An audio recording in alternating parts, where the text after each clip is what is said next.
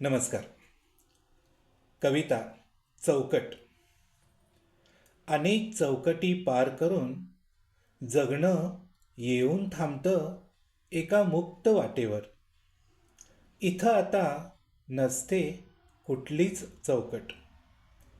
बाबांचा धाक आणि दरारा, बांधून ठेवणारी आईची प्रेमळ हाक, तीही एक सुरक्षित चौकट होती.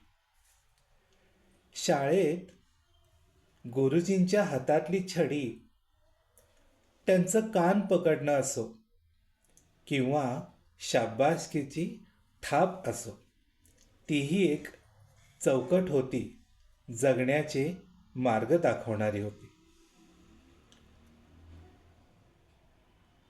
समाजाच्या नजरा धाकात ठेवणाऱ्या, कसं असावं आणि कसं वागावं हे सुचवत राहणाऱ्या, तीही एक चौकट होती.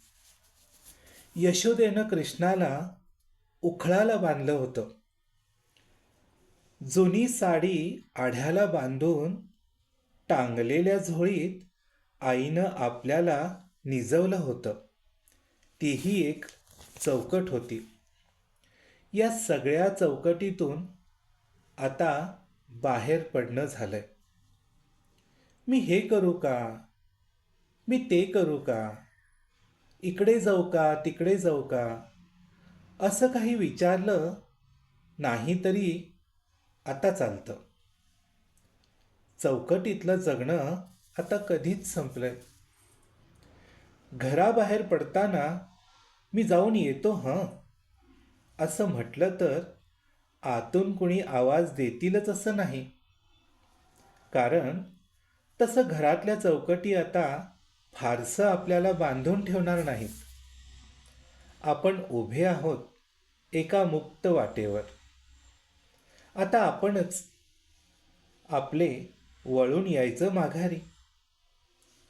घराच्या चौकटीच्या आत स्वतःला जपायला.